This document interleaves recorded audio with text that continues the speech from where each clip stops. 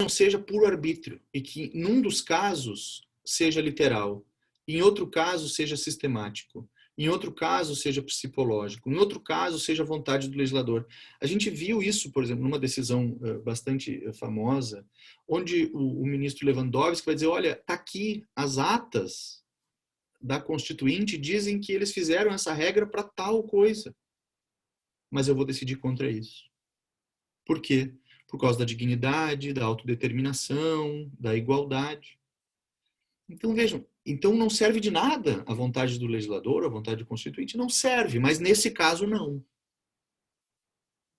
Mas ele não se desincumbiu porque que naquele caso a vontade não servia para muita coisa. Né?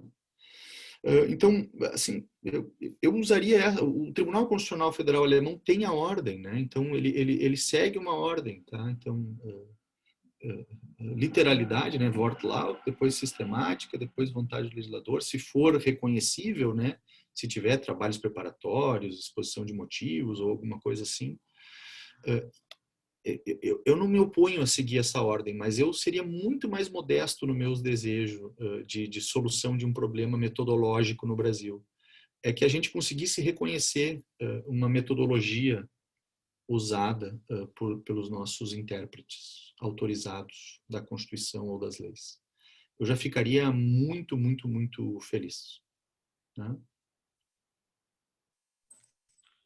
Não, perfeito, professor. Agradeço muito e de fato, é uma pergunta um pouco ingrata, porque ela não tem uma resposta muito clara e qualquer resposta, resolve alguns problemas e cria outros. Então, ela é uma busca eterna. E, de fato, eu acho que a melhor solução é que, pelo menos, os argumentos possam ser racionalmente reconhecidos. Nós podemos saber qual interpretação foi utilizada em cada caso concreto e, a partir daí, a gente construir a partir mesmo de jurisprudência. Então, o próprio melhor entendimento da norma, mas que o argumento dessa interpretação seja muito claro. E acho que, para mim, é mais do que suficiente. Até isso já é um pouco utópico. Agradeço muito, muito obrigado. Eu não sei se o Marcelo voltou, ele tinha caído. Tá aí, tá aí. Uhum. Bem, então, obrigado, passo para o Marcelo. Obrigado, Guilherme. Imagina, eu agradeço. Obrigado, Guilherme. Obrigado, professor Pedro. Tem mais alguma questão aqui? Alguém gostaria de... A internet estava um pouco instável. A Raquel está com a mão levantada. Raquel Prates. Por favor, Raquel. Boa noite a todos. Boa noite, professor Adame, tudo bem?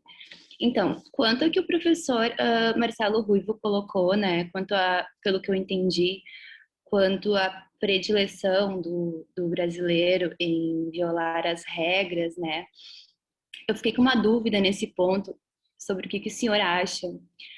O senhor acredita que o indivíduo viola as regras por conta das circunstâncias externas, fatores sociais, que às vezes talvez não dependa totalmente da sua voluntariedade, né? Ou pelo simples fato de conveniência, por conflitar as regras, porque simplesmente acha conveniente. Em que pese o senhor colocou já, né, que a regra não deixa de ser regra por conta da sua indeterminação, mas essa indeterminação, ela comporta exceções à violação da regra ou não? Obrigada, professor. Obrigado, Raquel. Assim, claro, você só pergunta simples, né? Então, por qual razão eu descumpro o direito? É uma pergunta que, de alguma forma, a gente tenta resolver já há alguns séculos, talvez milênios. O que eu diria certamente há casos nos quais o descumprimento do direito é quase que, enfim, uma reação a alguma situação adversa extrema. Há outros, no entanto, que é uma escolha moral do sujeito, que ele sabe que aquilo está errado e ele escolhe agir daquela forma. Né? Aqui me parece que poucas pessoas, sei lá, né, não conhecem a regra, sei lá, do homicídio e que matar alguém é efetivamente uma escolha moral para atingir uma finalidade. Mas, veja, assim, essa é uma opinião minha solta, porque, de fato, o descumprimento ou não das regras aqui me parece ser um tema que eu não tratei, Raquel, exatamente por essa dificuldade, né? Que é talvez uma análise muito mais antropológica do que de teoria das normas. Tá? A importância das regras não é com relação à sua violação, mas sim a como nós aplicaremos nos casos em que elas estão previstas. Então, pensa, assim, se a gente pensar, as pessoas violam regras o dia inteiro, né? A gente talvez esteja violando várias regras aqui agora, simplesmente por estar falando, enfim, não sei.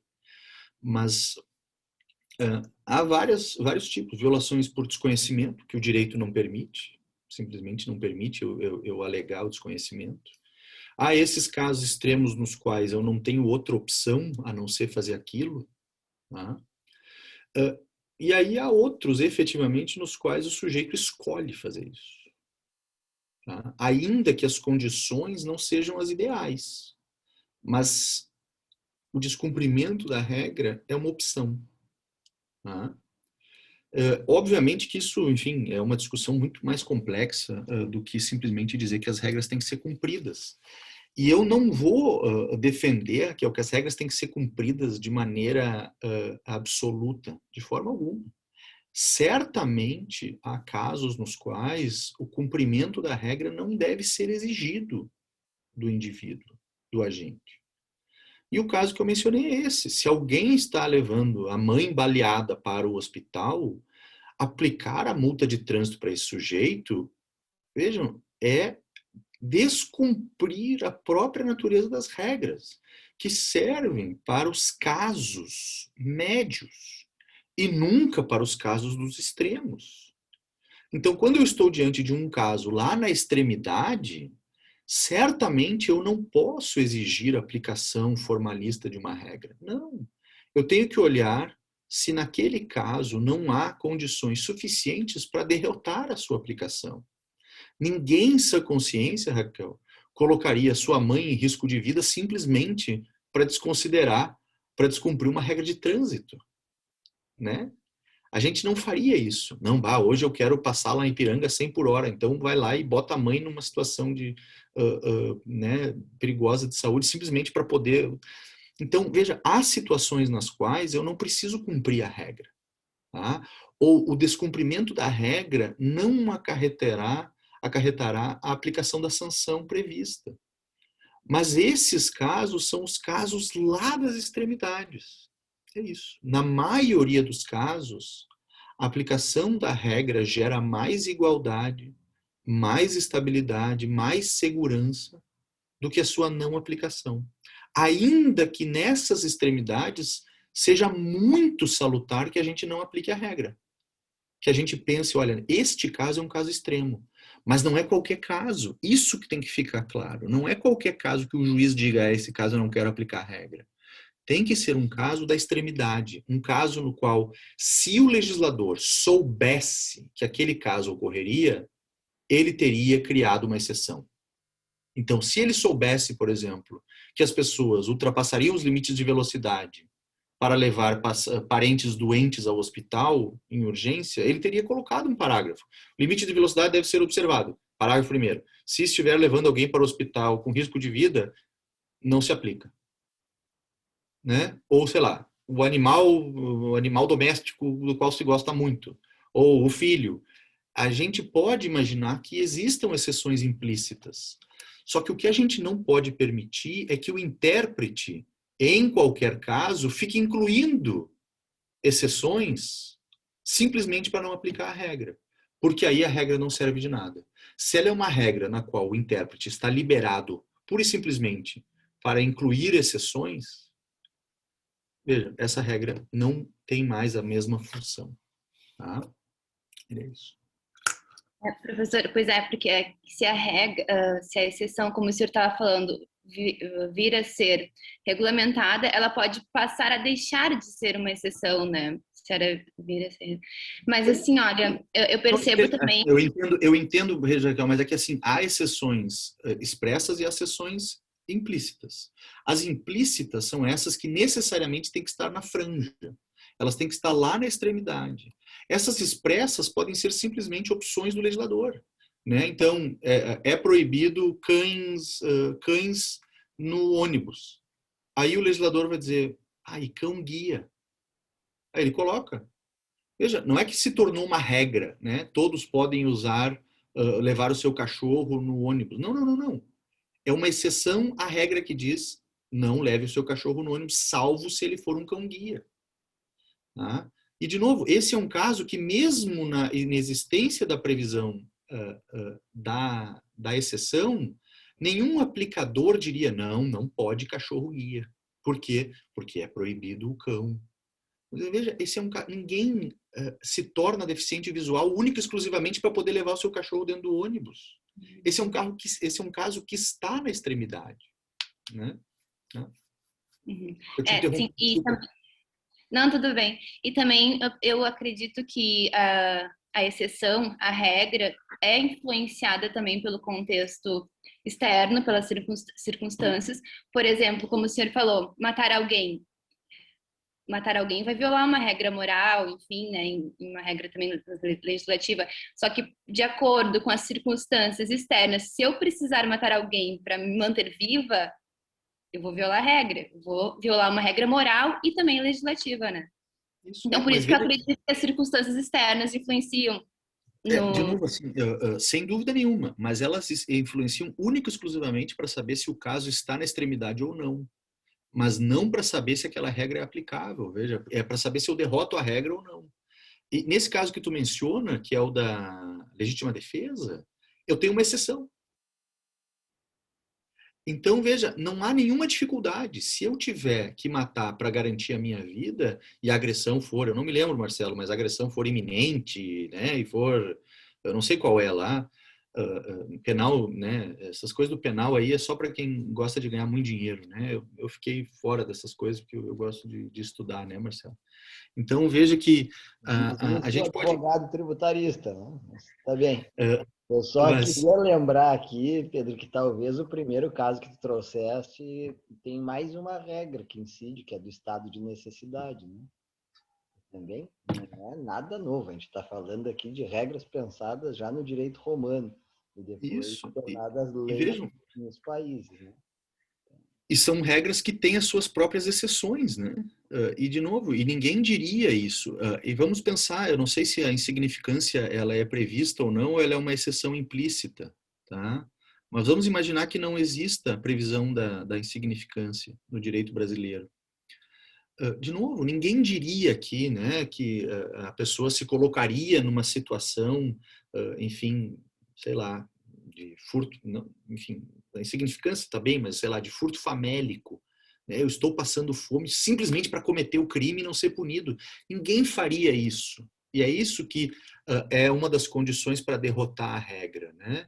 Que aquela situação não seja replicada pura e simplesmente de forma arbitrária para que as pessoas não vejam a aplicação da regra para si própria.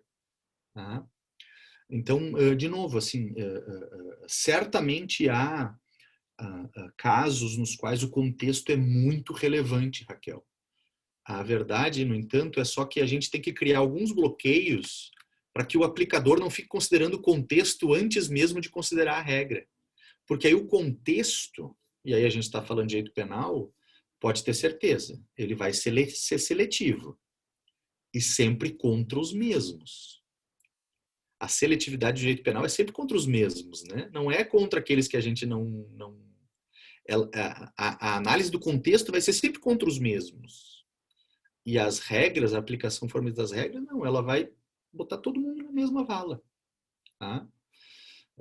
A gente poderia ter, claro, no plano legislativo a seletividade vai permanecer, mas no plano aplicativo a gente reduziria muito a seletividade do direito penal com a aplicação formalista de regras, né?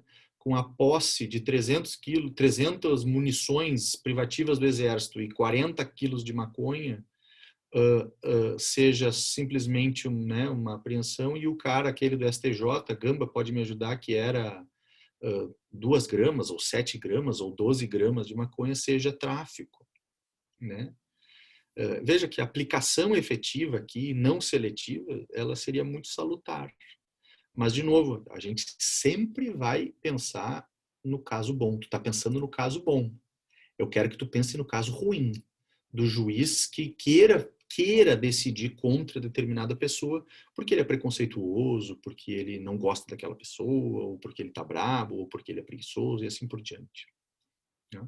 Professor, é possível pensar assim no lado ruim. O que acontece? A gente percebe e vê muitos juízes julgando sem conseguir se colocar no lugar da pessoa, analisando o fato concreto de acordo com as próprias circunstâncias, indiretamente, né? Indiretamente, inconscientemente, eu acredito que isso influencia, né? Tu julgar um caso de acordo com o teu juízo e valorativo moral, de acordo com o que tu faria naquelas circunstâncias. Só que tu não conhece aquele cenário, tu não, é impossível tu te colocar naquela pessoa, né? E eu estava pensando também que para a aplicação da exceção da regra, é preciso conseguir se colocar, ter essa visão de conseguir se colocar no lugar do outro para entender o porquê que, neste caso, é possível a aplicação da exceção ou não. Eu acho, não sei. Pode ser, veja, essa é uma discussão maravilhosa. Quem foi meu aluno sabe que eu sempre peço que eles imaginem o que é um crucifixo, mas agora imaginem se vocês fossem um menino iraniano, um menino do Iraque, que ontem explodiu uma bomba e destruiu tudo na sua casa. Veja, se colocar no lugar do outro, Raquel, é algo que a gente sempre diz, né? É muito bonito. Coloca no lugar do outro. Mas isso não é factível. A gente pode ter empatia. A gente pode tentar compreender as razões, mas a gente não sabe. Por quê? Para citar, enfim, um poeta português, né, o Fernando Pessoa, é impossível não se ser quem se é. A Raquel Prates nunca vai poder ser o Pedro Adame. Ela jamais vai poder ser o Pedro Adame. E eu, em nenhuma hipótese, Raquel, vou compreender as profundidades da tua compreensão, todos os conflitos que tu vive na tua vida, todas as tuas complexidades, ainda mais que eu queira. Isso não é dizer que o juiz não deve ser empático. Ele, obviamente, deve ser empático. Mas o que ocorre quando a gente diz, e a gente, o Marcelo e eu, temos um amigo que sempre diz, eu como juiz me coloco no lugar do outro, o que ele está fazendo é, ele projeta ele próprio naquela situação. E aí é exatamente isso que tu disse. A decisão dele vai ser, se eu tivesse nesse caso, o que eu faria? Eu não teria matado. Por quê? Porque eu sou moralmente superior. Está condenado. Então, assim, é diferente a empatia dessa projeção que a gente às vezes diz, coloque-se no lugar do outro. É impossível se colocar no lugar do outro, né? É simplesmente é uma inviabilidade. Está dentro lá dos modais ônticos, né? É simplesmente impossível fazer isso. Por quê? Porque a gente não tem como fazer isso. Vejam, eu posso dar as características da minha vida. Eu sou filho de 2 médicos do interior, que saí muito cedo de casa, fui morar no exterior. Mas isso não significa que esse sou eu, né? Eu também não sou uma mera soma das características físicas, né? Homem heterossexual, branco, classe média. Eu não sou só isso. Talvez, quando a gente fala esse tipo de coisa, a gente quer reduzir a complexidade para caber em algumas caixinhas e poder tomar uma decisão. Que é o caso do que o nosso amigo faz. Eu me coloco no lugar da pessoa e tomo a decisão. E esse nosso amigo se julga moralmente superior a todo mundo. E ele toma as decisões que ele acha que são boas. Quando, veja, as regras, elas fazem isso pela gente. Matou alguém, cara, é 6-12 ou 6-20, sei lá. Estava em estado de necessidade, então a gente vai dar uma resolvida nisso, porque tem majorantes, minorantes ou aquelas excludentes que eu não sei o nome. A gente pode fazer isso, o direito faz isso o tempo inteiro. O grande problema é quando a gente tenta fazer com que o decisor tome a melhor decisão. Esse é o problema. Porque a melhor decisão já foi tomada pelo legislador. É isso. Tá bom. Muito obrigada, professora. Boa noite. Pedro, só para... Acho que aquele caso comentou, acho que até foi alguém daqui que tinha apresentado, do estupro do que o STF falou, que julgou, acho que é um bom exemplo do porquê, da questão do Os estupro 14 vulnerável. anos. Os Isso, 14 anos. Isso. Esse é um caso maravilhoso. Esse é um caso maravilhoso, de onde a gente deve tentar fugir ao máximo, né? Desse colocar-se no lugar da outra pessoa. São, então, 10 ministros, 10 ou 6 ministros, não sei, que julgam um sujeito, um habeas corpus de um sujeito de 25 anos que teve relações com uma menina de 12. E vejam, eu não estou falando de uma lei de 1940, essa lei é de 2009, né? Ah? E aí, veja, assim, o que eles dizem, né? Ela usava saia curta, eu não estou inventando isso, tá? Tá tudo lá. Tu estava naquela aula, né, Júlia? Lembro, né? Assim, né? Ela assistia as novelas, ela andava de moto, ela não respeitava os pais. Isso tudo está por escrito num voto do Supremo Tribunal Federal. Por quê? Porque um dos ministros vai dizer, vejam, este pobre rapaz que nunca cometeu um crime. É pobre, ele nunca cometeu um crime até que estuprou alguém. Vejam, assim, a gente quando pensa, né, no juiz, a gente imagina o juiz sempre tentando fazer o bem. Nesse caso, eles estavam tentando fazer o bem, que eles julgam o bem, e concederam a ordem de soltura para um rapaz de 25 anos que, coitadinho, só estuprou uma menina de 12. Eu acho que a aplicação da regra, nesse caso, é melhor do que permitir que se faça uma valoração moral da conduta de uma menina de 12 anos. Talvez ele seja inocente, esse rapaz aí, e era consentido. É irrelevante, o legislador escolheu a violência como presumida. Mas isso vai gerar uma injustiça. Talvez. Mas talvez seja uma injustiça muito menor do que 6 ministros ficarem fazendo considerações sobre a saia de uma menina de 12 que foi estuprada por um de 25. Então, assim, esse é um exercício que eu sempre tento fazer, né? A gente sempre pensa no caso bom. Eu sempre penso no caso ruim. Penso como um juiz mal intencionado pode quebrar aquele caso. E aí eu penso, mas aplicar a regra é bem melhor. E aí eu vou dormir tranquilo.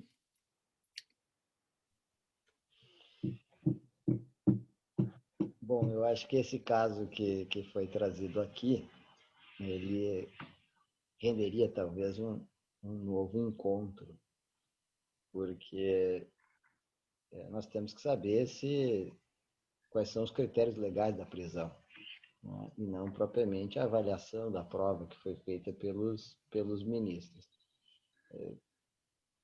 O que acontece muitas vezes, para usar um termo da criminologia norte-americana, é que a prática judicial brasileira, a prática policial brasileira, ela usa um segundo código.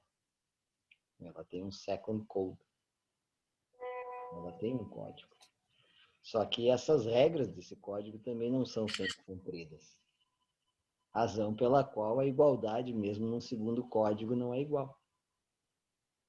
E é por isso que nós temos uma fragmentação das decisões e uma contradição das decisões muito intensas no Brasil. E aqui, talvez, um objeto para um próximo encontro seja qual é o paradigma, o âmbito de valoração, o referencial, que foi um pouco dito aqui na interpretação. Se é o referencial técnico do jurista ou se é o referencial fenomenológico do ambiente onde as pessoas estão inseridas. O problema penal, me parece, em termos de metodologia do direito e teoria da norma, ele se aproxima do tributário em algumas questões, pela certeza da lei, pela busca da certeza da lei, pela taxatividade, pela regra de anterioridade da previsão, da hipótese de incidência, mas ele se afasta, talvez, e aqui na frente do Pedro é um espaço oportuno, porque a intensidade do que os tributaristas chamam de extrafiscalidade, que nós chamamos de política criminal, é muito mais intensa no direito penal. A intervenção política na interpretação é muito mais intensa. Isso é uma das razões das pessoas poderem opinar sobre a interpretação da lei e, em alguns casos, considerarem que uma nulidade processual era só a lei, né? E é assim, nós, penalistas aqui, somos acostumados a ouvir isso, mas violou só a lei, né? Isso é uma questão formal, é burocracia. O Pedro atende empresas e sabe muito bem que o ambiente empresarial chama leis e ordenamento jurídico como questões de regulamento. Tem questões gerenciais, contábeis, financeiras, e essa é de regulamentação. Sim, é regulamento, é um crime. Pode ser que o board de controle da empresa seja todo preso por esse crime. É um problema regulamentar, né? São riscos regulamentares. Então, é difícil nós mapearmos e fotografarmos, né, a realidade brasileira em relação às regras. E o professor Adame nos trouxe aqui várias diretrizes para continuar pensando esse tema. Eu agradeço vivamente o professor por ter, depois de gravar, né, hoje o professor vive, né, todos os professores vivem também essa dinâmica de gravar aulas, né, então ele, numa especialização que é oferecida pela PUC, gravou aulas durante a tarde inteira de hoje e de noite veio aqui viver com a gente, pelo menos, o que tem sido de modelo clássico de universidade, que é o diálogo. Então, Pedro, te agradeço por essa disponibilidade, essa dedicação ao debate aqui com a gente. Agradeço a participação de todos os colegas, os professores que fizeram as perguntas aqui hoje. Agradeço a todos os presentes, as questões que foram colocadas, e fica como uma motivação para que nós façamos novos encontros, pensando também em teoria da norma, filosofia do direito, que é um dos objetos desse seminário, mas algumas vezes a gente acaba não valorizando tanto. Então, não sei se tem mais alguma consideração, alguém gostaria de fazer mais alguma pergunta, aproveitar o professor aqui na sala. Pedro, não sei se queres fazer um... Agradeço, é muito legal ver 20 e tantas pessoas, né, de mais de 50, quase às 10 da noite, discutindo teoria da norma, Marcelo. É maravilhoso isso, eu te parabenizo por esse seminário, que é algo que, enfim, a gente não tem tradição dessas coisas, então, cara, é uma tradição iniciada, tomara que ela dure mais 30, 40 anos. E se tu viver mais que isso, tomara que ela dure então, até tu ter 150 anos. Tu é bem magrinho e esportista, eu vou antes, né, dadas as minhas condições físicas, mas tu ainda terá muito tempo. E, cara, é isso aí, meu. A gente tem que seguir discutindo e pensando, é o meu mantra, aqueles que são meus alunos conhecem, a gente tem que pensar. Essas coisas todas são problemas complexos e respostas simples geralmente estão erradas a esses problemas complexos. Então, te agradeço a oportunidade. Sempre que precisar, estou à disposição. Ainda mais depois de ter gravado 3 horas de aula, é sempre bom fazer algo intelectualmente excitante, como pensar em questões depois de ficar 3 horas falando sozinho para uma câmera. É muito bom isso aqui mesmo. Obrigado. Obrigado, Pedro. Fica um reconhecimento para todos que têm participado, né? A riqueza do seminário é a riqueza que vocês oferecem ao seminário. A PUC é espaço aberto, essa casa aberta. A gente recebe aqui gente de todo o país colocando questões e apresentando as suas pesquisas. Então, sintam-se sempre convidados para voltar a esse nosso seminário. Nós vamos ter um encontro na semana que vem com a professora Gabriela Valal, colega do Pedro, que vai trazer um tema inédito entre nós, que é uma junção de 3 fenômenos relativamente recentes, os 3 juntos no Brasil, que é a noção de arbitragem, compliance da arbitragem, em razão do risco de corrupção, do perigo de corrupção de árbitros, e avaliação arbitral também de contratos que são frutos de corrupção. Então, nós teremos esse encontro na próxima terça-feira, de manhã, às 10 horas. Todos e todas estão convidados. Muito obrigado pela presença de vocês aqui, pela participação. E seguimos na próxima terça-feira, vai ser gravado, esse encontro está gravado, vai ficar lá no canal depois do YouTube. Uma boa noite, cuidem-se, muita saúde. Obrigada, professor.